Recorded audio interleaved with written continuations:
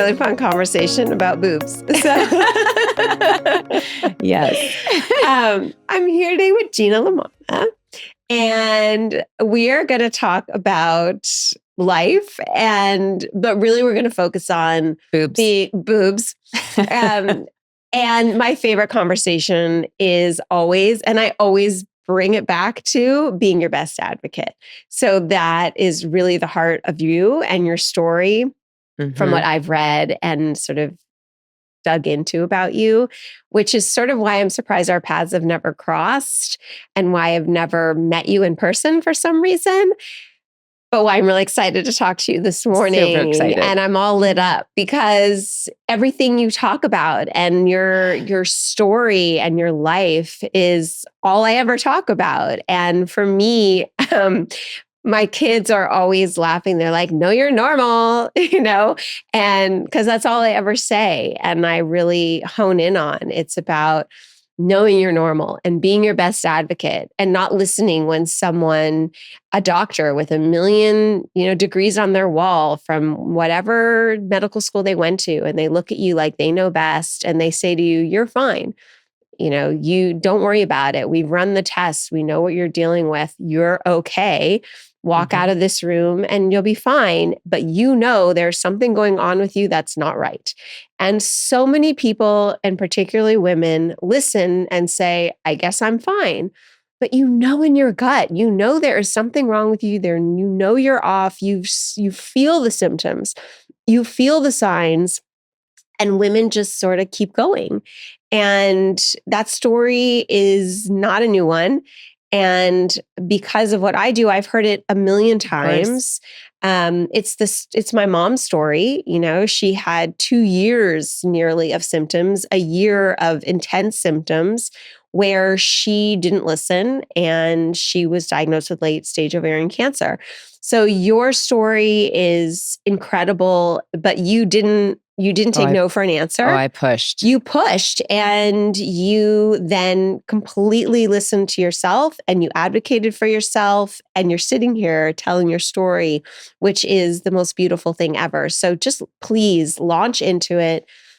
Give us your, the ins and outs, the gritty details, and then we'll get into what you've done with it and the incredible project that you've built and the community that you've rallied together and what you've done to then help other women. This is like the best thing ever. And I'm just really excited to allow you this time and opportunity with me to tell us about it. And for me to hear about it through your own words and in person. It's so much better than reading about it. So boom. Give it to me. I'm so excited to be here, and hearing this from you is I'm honored to be here to share everything. Wow. So it was back in 2016. First and foremost, let me back up for a second. My mother was diagnosed with breast cancer in her late 60s. Okay. So that put me in a very high risk for breast cancer. So at the age of 30, I was 31, was right before I got married. Around 31, I started doing my screenings. And at the time, I had dense tissue. My doctor put me on a rotation of mammograms and ultrasounds every 6 months. Okay. So that went on for 10 plus years. But in between those screenings, I was constantly fondling my breasts, performing my self-exams. I love that word, by the way. It's so good. I have a funny story. I love it. To how it all kind of came together. Okay. You'll very much appreciate since you have a connection with Leslie. Yeah. Anyway, so in between my screenings, always fondling my breasts, just paying attention and whatnot. And it was October 2016, went in for so it was July, I had my ultrasound. And then it was October, I had my mammogram. So just pause. Why did your doctor have you do a 6-month wait period between mammogram and ultrasound? Like I do mine, boom, boom, same day. Dense tissue because of my age. Okay. I was considered high risk. Yeah. But she wasn't concerned, but she's like, you know what, with your mother's, postmenopausal diagnosis, you do have dense tissue. Let's just stay on top of this. I'm like, okay, great. Okay. So we did that every 6 months, and fast forward to October 2016, had my mammogram. It was clear. And at the time, I was about 9 months into a separation. Mm-hmm. And I was in a new relationship. Mm-hmm. My partner at the time was living in New York. It was a bi-coastal, long distance relationship. And he was in town visiting. And I was performing my self-exam, even though I had I did it every couple days, just kind of stayed on top of things. And I felt something. Mm-hmm. I'm like, this is kind of new. And I had him, I was like, do you feel this? And he was like, yeah. He's like, but there's no concern. I'm like, okay. I sat with it for about a week and something just didn't sit right with me. Mm-hmm. So I pursued my OBGYN again, went to go see her. She felt it and she sent me to my breast surgeon who I'd had biopsies in the past with her, and everything was always benign. So I went to go see Maggie and she did an ultrasound. She agreed that she felt it too. It felt a little funny, but she didn't see anything alarming on my ultrasound. And where was it? Like in your nipple? It was on my right side, like in between, like right, it was like by my sternum, like here. Small, but palpable, and I could feel it. She didn't see anything on the ultrasound. And she said, come back in 6 months and we'll take a look. And I said, you know what? I'm newly single. I have 2 little girls. Something is telling me I need further imaging. What would be my next step? And she's like, well, you could get a breast MRI, but your insurance isn't going to cover it because both ultrasound and mammogram are clear. It would have to come out of your own pocket. Okay, great. I will do that. Now, mind you, I know many women don't have that luxury. Yeah. I come from privilege where I was able to move forward and pursue an MRI and further screening. So that was in end of October of 2016, went forward with my breast MRI. And it was, my father was visiting from the East Coast for Thanksgiving. And we were driving and I got a call from my doctor who confirmed they had found suspicious findings.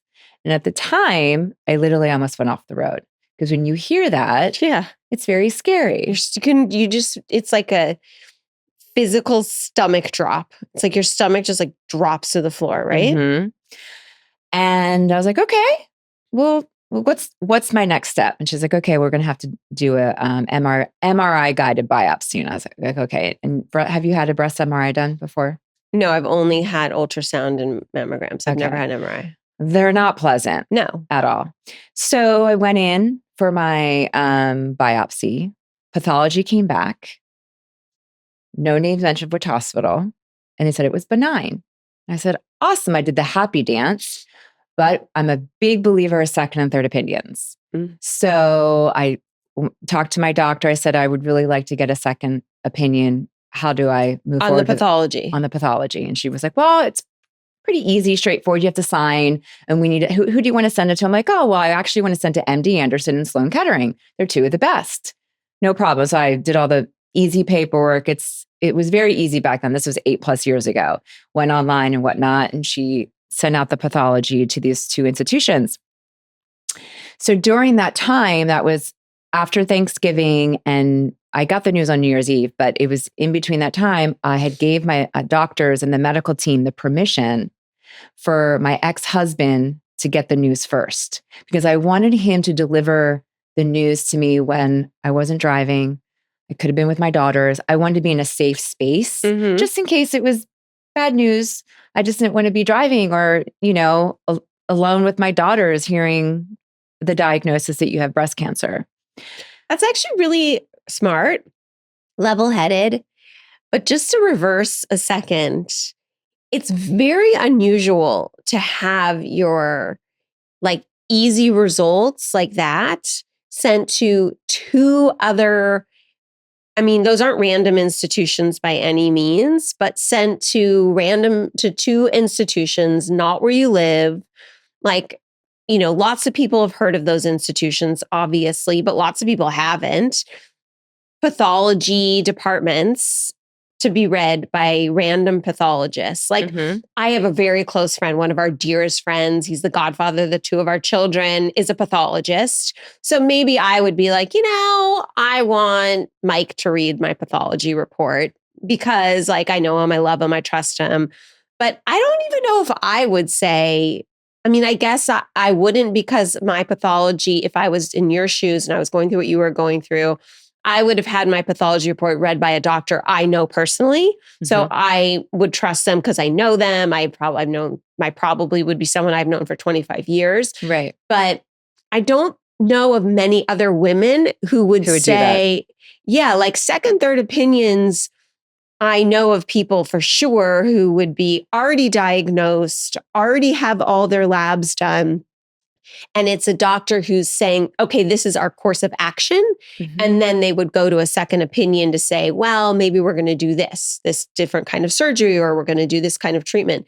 But certainly not with a pathology report reading. So that in itself is like really kind of rare, fascinating. Like your gut is beyond incredible. I don't know what the words are here. Yeah. Your intuition, is this something that has led you down your whole life? Like, we're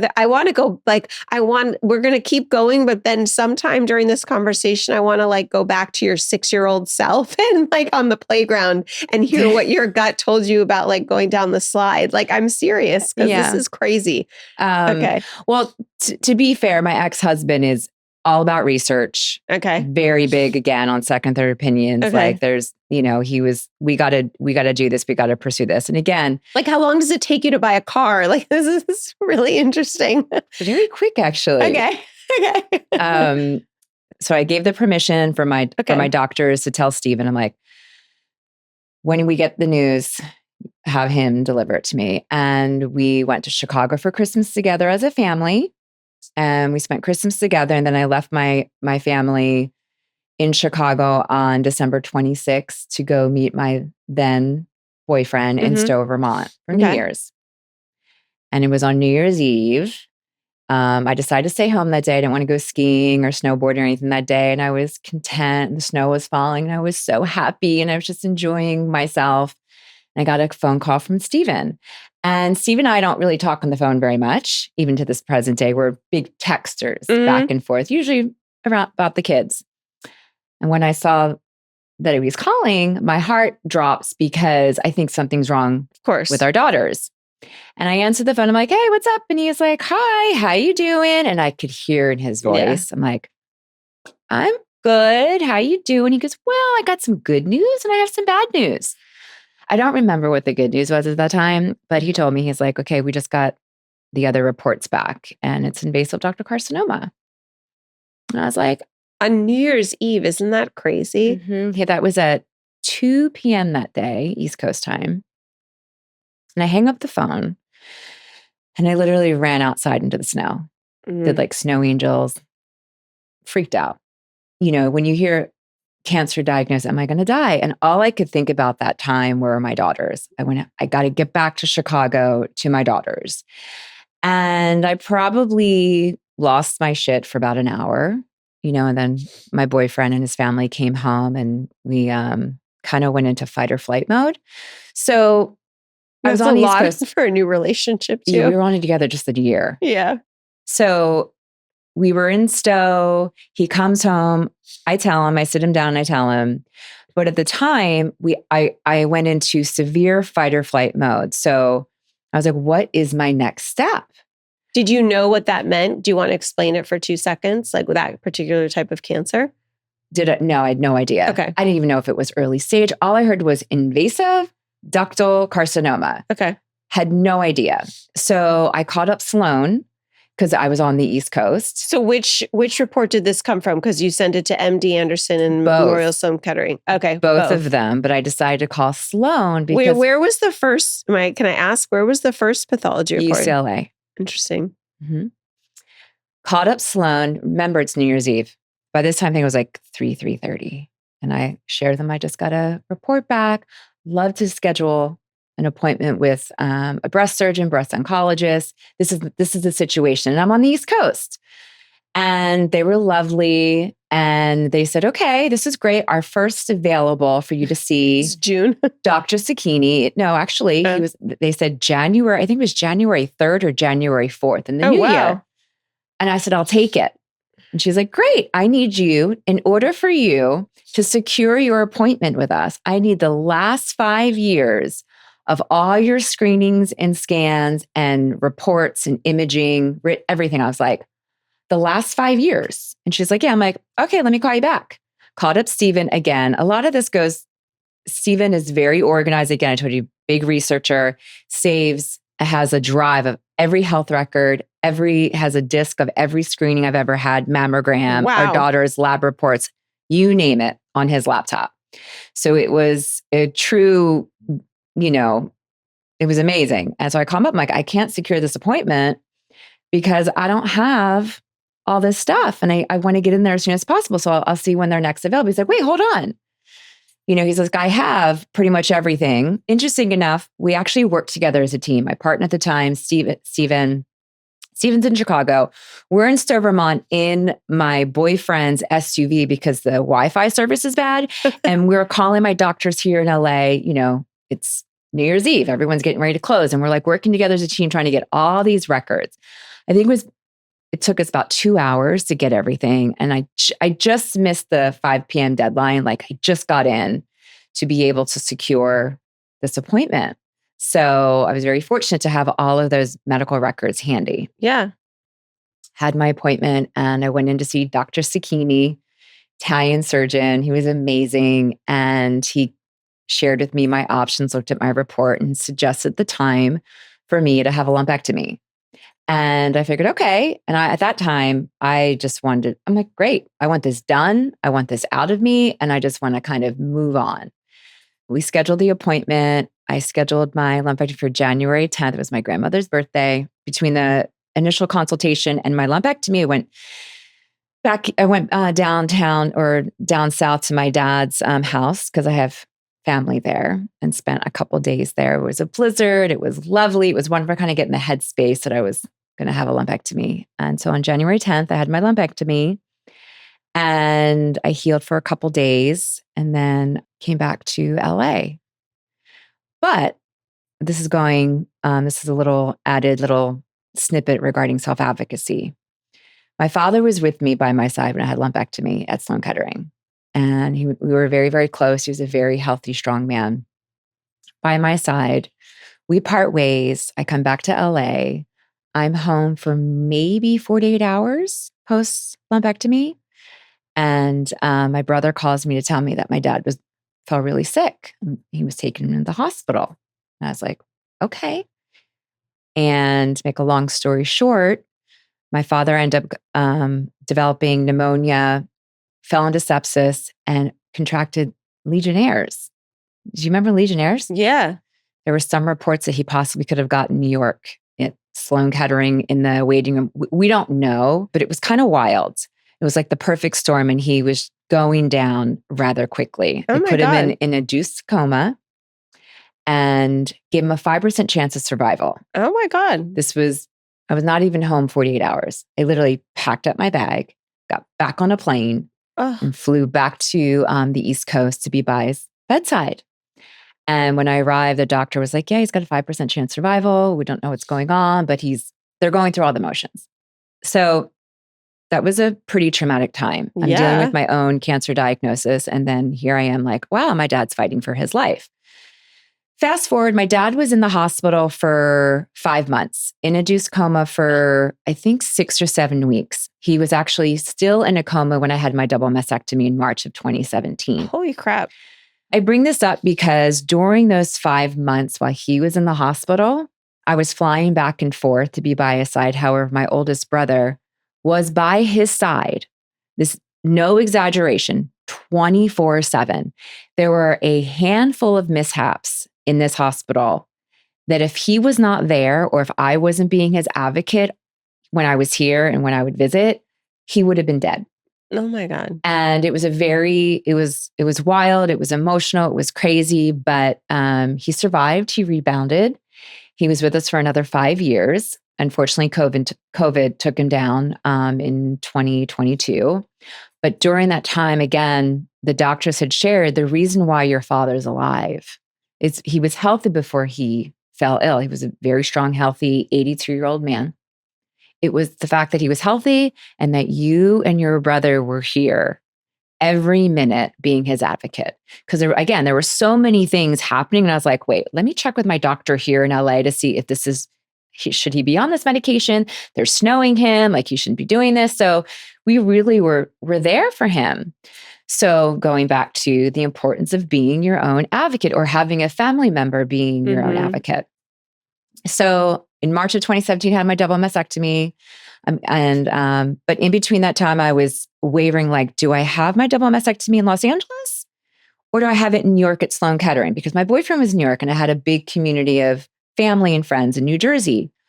I ended up choosing to have it done here in Los Angeles because I had a very strong community and I wanted to be by my daughters. And my ex-husband was my rock during this whole thing. Like he was at every doctor's appointment. If he couldn't be there physically, he was FaceTiming, taking notes, doing research, helping me along the way.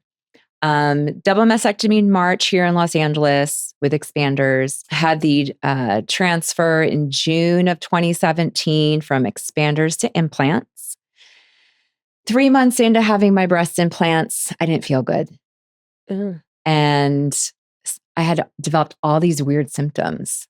And like what? Just weird tingling. My skin was very sallow. I was putting on weight. My lymph nodes underneath my armpits were extremely swollen. I had a low-grade fever every day for months.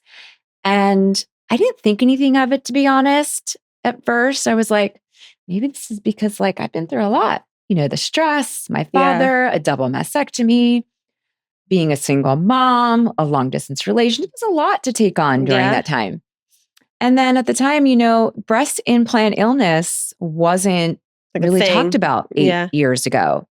I went online, I went down the rabbit hole and I started seeing all like, I'm like, what is this? What is that? I started typing in all my symptoms. I was like, I have this, I have this, I have this. And like, and then, breast implant illness came about. And I was like, this could be what I'm going through. Because I didn't feel sick when I was originally diagnosed. I was a vibrant young woman. I was very active and I was fit. Foreign substance in my body. Yeah. And I was like, what is going on? Went to all my doctors.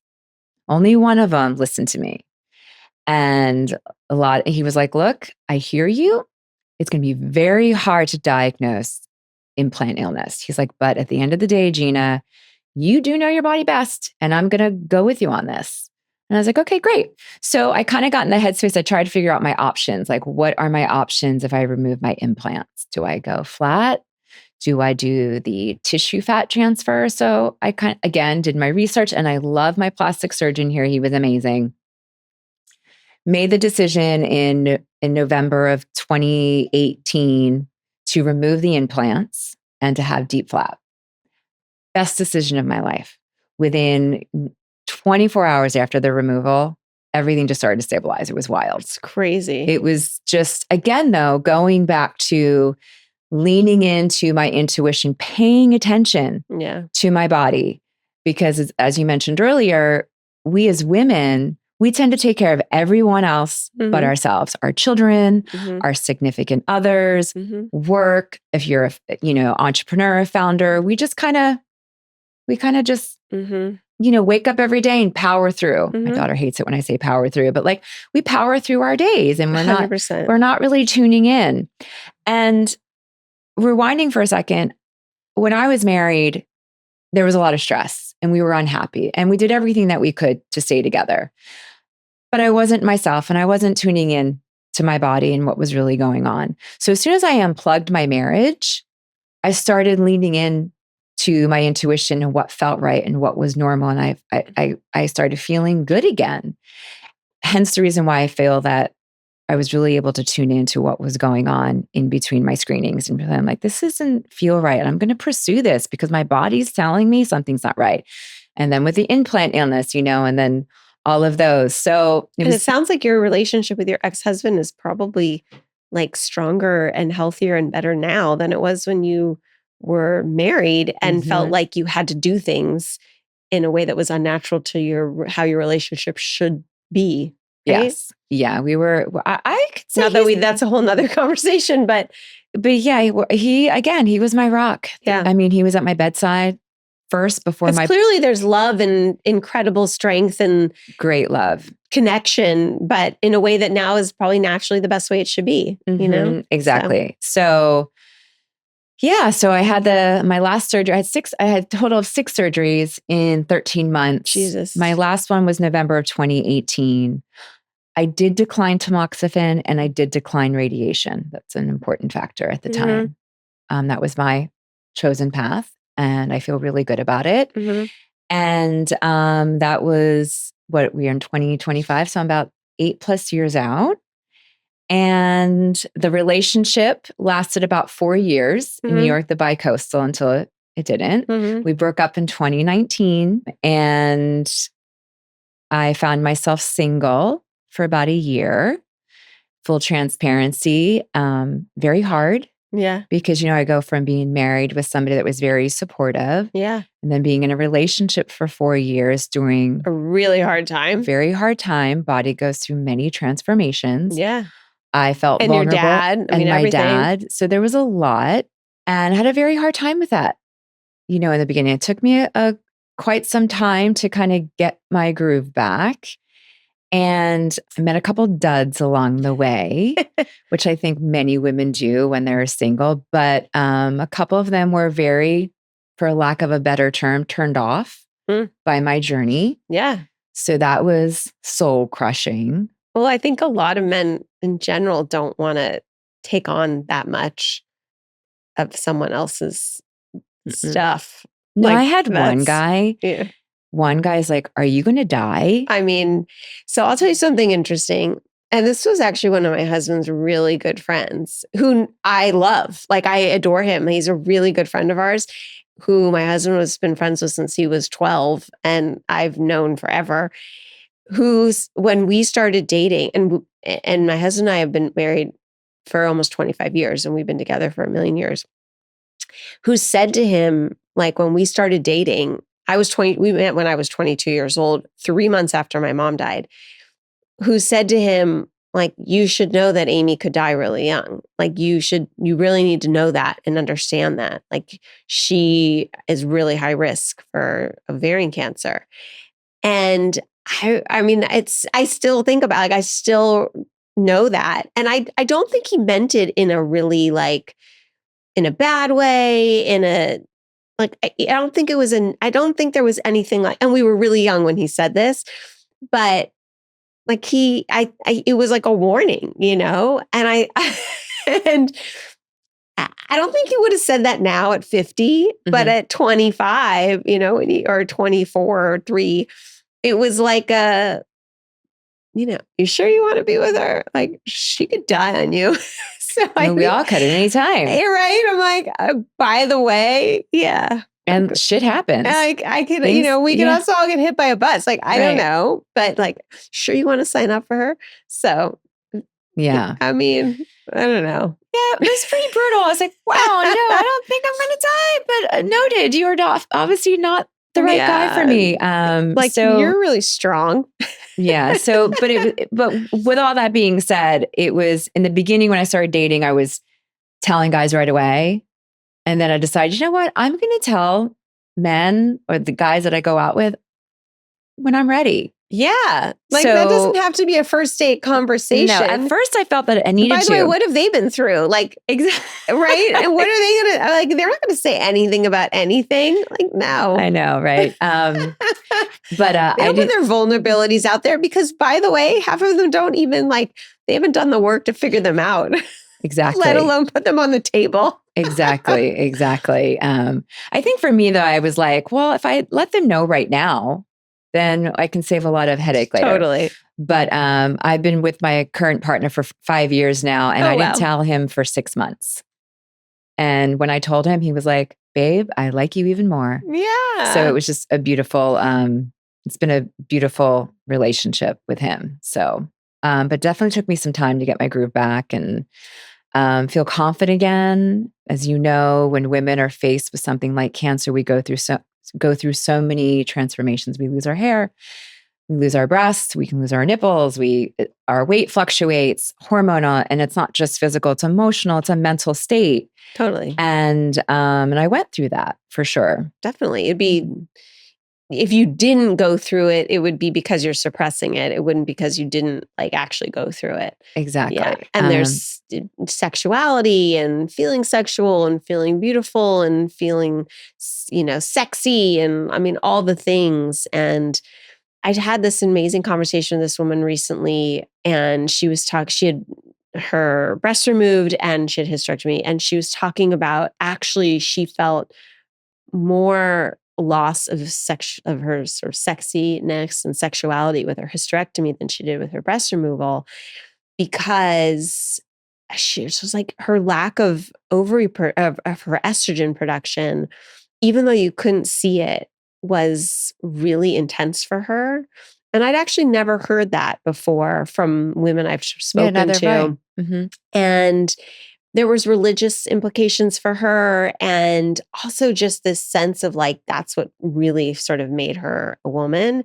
And it was interesting to me. And it was a really interesting part of our conversation. And I thought, wow, that's not something I'd really talked about before and heard from someone before. But there's so many pieces to being a woman and what makes us whole and exactly. And what makes us, gives us all these like, I think of it as like the juices that run through us and things that we can see and show, and the way clothes lay on us and the way that we express ourselves and the things that make us like literally are running through our bodies that come out, and then things that we have to take to make up for it, when we go through menopause and stop producing estrogen, or estrogen levels go low. And then you get in these conversations about the pill and bioidenticals and what's not identical and things that you need in order to keep your brain functioning. And it's just all this stuff, right?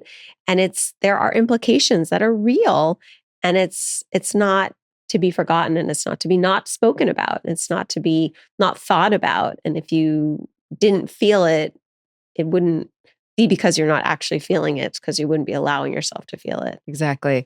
Then I got to a place in my life where I didn't want cancer to define who I was. Of course. And it's just a part of my, my chapter. And I've been in the fashion industry for 25 years, a personal stylist. And part of my healing journey was getting dressed every day. And that really helped me feel whole again and feel sexy and confident. It took me some time, but I started feeling like myself after my implants. Because when I had the implants, I didn't feel like myself at all. Maybe because I was sick from them and whatnot, but I couldn't even look at myself in the mirror. So when I had them removed, I was like, I feel good now. I feel whole. I feel confident. I feel sexy. I feel empowered. And, but yeah, definitely took some time for sure. Yeah. When you look back, what are the moments that really like stand out for you? That, I mean, you have 2 daughters, right? So what are the moments that that you sort of put out there for them? Like, I think of it as like, like Hansel and Gretel, like the pieces that you lay out for them so that they know, like those mini like I think when we raise our kids, I try to think about like those little nuggets of information that I don't force on them, but it's like the breadcrumbs I try and leave for them so that they'll do it. Not like when they hear me speaking and I'm like, no, you're normal, speak up for yourself, but like the little like subtle notes I leave for them. I'm reminding them daily about self-love, which is very, very important, because if you love yourself, again, you'll slow down and you'll tune into your body. I love that. My youngest, who will be 13, she's such a hard age. She's still figuring things out, but we're having conversations about her body. But it's my oldest, who now, it took her a little bit of time, but she feels more empowered in her body now, especially since I launched the Fondle Project. Yeah. Because she kind of was my catalyst for launching it. So backing up, I've been a fashion stylist for many years, entrepreneur. Post-diagnosis, I started building an amazing community of breast cancer women. And what I recognized, including within myself, the common thread was we lose our self-esteem, lose our confidence, a lot of changes within our body, as I mentioned earlier. And I had this little idea, this was pre-pandemic, And I was like, I really want to spotlight and shine light on these incredible women, show off their resilience, their strength. I want them to be seen. I want them to be heard because stories, as you know, are powerful and they make a difference. And so I had this very small idea to create like a photo shoot. No big deal, utilize the resources I have within the fashion industry and like spotlight these women. Put it on hold for whatever reason life gets in the way. And fast forward to post-pandemic, I'm with Charlie at the time. And I start telling him this idea. I'm like, I want to revisit this idea that I had or whatever. And he's like, yeah, that sounds great. My daughter then was about 14 and a half years old and she's developing breasts. She found some redness and a lump on her breast, called up her pediatrician. And I shared with him like, hey, Ava has some redness and a lump. And how do we move forward? She's 14 and a half. And he knows my history, my mother's history. He's like, put a compress on. So I got in the shower with her to show her and guide her how to properly use this compress.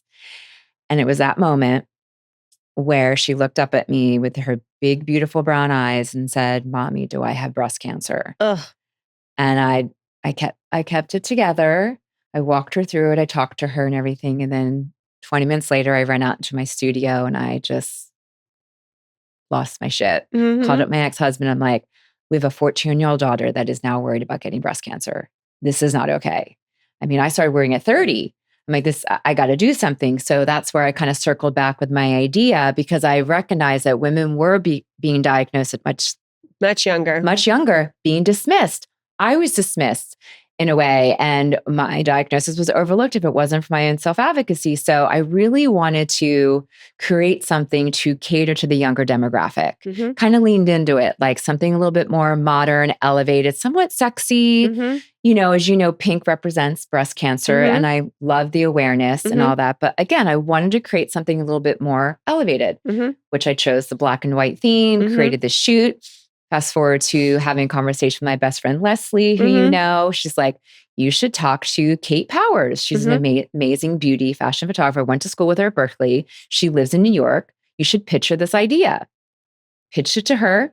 She loved it. She was, ready to take on something meaningful again and created this amazing photo campaign, which again, it was a small idea. I had no idea it was going to unfold and make such a big impact.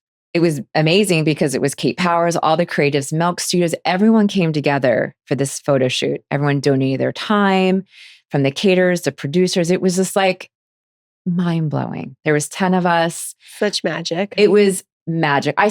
We're still on a high from it when we look back. And I had 7 incredible female fashion brands involved. And the plan was when I approached them, I said, look, I have this idea. There's 10 of us I want to feature and spotlight.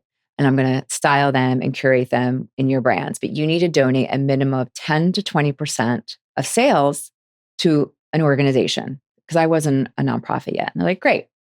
And we did this amazing shoot and we shared powerful stories. And I wanted to spotlight resilience and strength and beauty. And 6 of the girls were under the age of 35, 1 as young as 24 that were featured, just to really remind everyone, like, it doesn't discriminate your age, your ethnicity, anything. And we also featured a young girl who was diagnosed at 31 who was told she couldn't have a baby.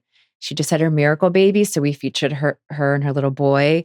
And then Kate wanted to feature me with Charlie, my partner, because I found love again after a handful of years of trying to find love. Yeah. So there's definitely beautiful moments of inspiration and strength and all of that. So we launched June 1st of 2023.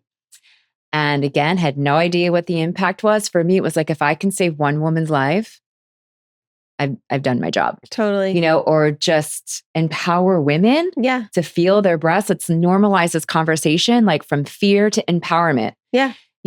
And become familiar with your everything. And perform your self-exams and stay on top of your screenings. And, we launched and I had no idea. I still don't know what I'm doing as a small nonprofit, to be honest. And I'm going to have a lot of questions for you. But it was not until February 2024, I took some time off because I was running my business and with my clients, and launching this campaign took almost a year and a half. So it took a lot of blood, sweat, and tears. So I had to take a break. And I had the opportunity to be on the Drew Barrymore show. And I was back and forth, like, am I going to be a nonprofit or do I just do this once a year, this amazing campaign? And I flew out, was on the Drew show. She gave me $10,000 and that kind of just solidified things. I'm like, I guess I'm going to move forward as a nonprofit. And as you know, I had to kind of figure out, like, what is it that we're going to focus on? What is our movement besides beautiful, like, fashion forward campaigns, sharing stories, which I want to continue to do, and building community? Like, what is our focus? And I think there's a gap between treatment and healing. And what I mean by that is when we're in it, we're trying to survive. Totally. You know this. We're trying to survive, stay alive. It's like those, you remember, when your baby's born and it's, a wonderful woman named Marla Tejas, who we do a lot of stuff with. She's an anchor on local Fox News, and she just had her first baby at 49 years old. And wow. I was with her a couple weeks ago, and she's like, blah, blah, blah, blah. And I was like, Marla, it's hour by hour. Like, it's hour by hour. It's like feeding to feeding. It's poop, every poop, one survival poop to the next mode. poop. It's survival mode for the first 6 months. I'm like, just don't even worry about it. Like, that's all you're doing is like one nap to the next nap. And that's what it is when it's totally different. And obviously maybe this is a terrible analogy, but when you're going through this, it's, you're just got to get through it. Like, you got to get through it. In a tunnel, it's like, boom, I'm going to survive. And that's sort of the only thing you can do is you got to look at the light at the end of the tunnel and just barrel through. Exactly. Like, that's all you can think about. Exactly. And everyone that you know in your family, your community, they come together during that time, which is Hold beautiful your hand and amazing. And give you a little push through. Which is amazing. However, our real healing doesn't start until after months, 100%. Yeah. We need that support. And the rest of your life, this is our new normal. Yeah. Like, you're a changed person. What do you need to heal? You need acupuncture? You want some holistic modalities? Yeah. You just want community? You want workshops? Like, what do you need? Talk about it, 5 write years about later, it, exactly. all this stuff. Whatever it is, that's where we want to come in. Like, maybe it's a new wardrobe. Yeah. 3 years later, when you have your new breasts or whatever. Like, let me help you do that. Let me help you feel whole again. I want each and every one of us to live and thrive, because that's what it's about. Yeah. Chemo rides are always helpful, of course. Wigs are helpful, hats, all those things are amazing. But what about 2 years later? Yeah. That's where we want to kind of come in and kind of be like, what it is, how can we help women on this journey that are alone or don't have the resources or the community to thrive or to be available for their family and their kids? Yeah, that's wonderful. It's finding a hole, finding the need, and then filling that. And that's the best thing you can do. And I think that's an amazing space to fill. And I do think there's a space there for sure. I think there's a lot of openness in that time afterwards. And it goes on forever. I think you're completely 100% a changed woman post cancer. And if you survive, especially for women who have cancer so young, your whole life's different. And, we have an annual event that we do where we bring in a speaker, and we do a bunch of them throughout the year. We have this beautiful event in Idaho in the summer. And we have a speaker this summer who is a fertility specialist. And she's speaking specifically this summer. It's a group of 100 women, honestly, aged 18 to 88 who come. And she's speaking specifically about cancer survivors and fertility. And so she talks about there's this window where she has a handful of weeks between when diagnosis and treatment starts, where she can take eggs, and then how, you work with fertility after that. And so there's this life post cancer and then fertility, right? And so your whole life is different after cancer, and then thinking of that. And then, okay, well then, your life is then changed, your body's changed. And these are women in their 20s, who are battling different types of cancer. And then they want to be moms with frozen eggs. It's a whole different life. And the one that you expected to have. And these are women who might not even have been married, or had a boyfriend or a girlfriend or whatever their family is going to look like. And how do you help them? What are the resources that they may not have even known they needed? And so how can you help them? The list goes on and on. So I think what you're looking to do is so phenomenal, and you don't even know what you're going to be doing, because there's women who are going to come to you and you might, open up and be like, oh my God, we didn't even know we were going to be helping with this. And I think it'll be phenomenal. Yeah. Cause there's so many amazing organizations like your own, research, which is so important. I will continue to support all of them because that is so important. But again, it's the aftermath. I consider myself a true thriver. Yeah. I am living my best life. Yeah. I feel strong. I am more confident than I was 8 years ago. And I'm happy and content, and I'm more present. I've purged my life, purged clients, friendships, things that just no longer serve me. Going back to intuition, for me, caught my cancer very early, and I'm very grateful for that. But it was a true blessing in disguise for me, because it really confirmed the power of intuition. Yeah. Holy shit, I hear you. I got it. Just confirming everything. But I want to quickly circle back, because I know we're running out of time. I did contact UCLA I hope so. And they redid it. And then they gave me the third and confirmed. Yeah. Yeah. Well, you're like, thanks. Yeah. But think about that. Yeah. I think about that a lot, actually. You should. I don't know what my fate would have been if I just went with my first. I mean, it's like, don't dwell on that because it's so dark. But I think, it just reaffirms good for you, and good for you for having such a gut and knowing what your gut was telling you and knowing what your intuition was telling you. And labs and doctors do make mistakes. Of course they do. They do all the time. We have so many stories about that, 100%. And we do know our bodies best, for sure, hands down. There's, when it comes to self-exams, I know since I've launched Fondle, I have many friends. Yeah. Okay. When I first was diagnosed, they were like, I don't need a mammogram. I don't have the gene. I don't have family history. I go to my OBGYN once a year. I'm like, you need to change that. You need to become familiar. Do not rely once a year on your annual visit with when she fondles your breast or performs her self-exam on you for 5 minutes. Yeah. If you're lucky, it's 5 minutes. Right. If you're lucky, exactly. But they change all the time, every month. So here I'm really trying to make it more of a routine. We launched Fondle Fridays. I have women now DM me I'm doing Fondle Fridays now. I'm doing every week. Thank you so much. When I'm in the carpool, I'm in the shower, I'm watching a movie. It takes 3 minutes. And this is not to instill fear. Just become familiar. Make it normal. Make it normal. Pay attention. Have the conversation. Maybe you are very lumpy and bumpy, and that's your normal. You just pay attention. And if anything changes, you bring it to your doctor's attention. And then, but there is something really to be said about your intuition. Totally. If something just keeps kind of let me just.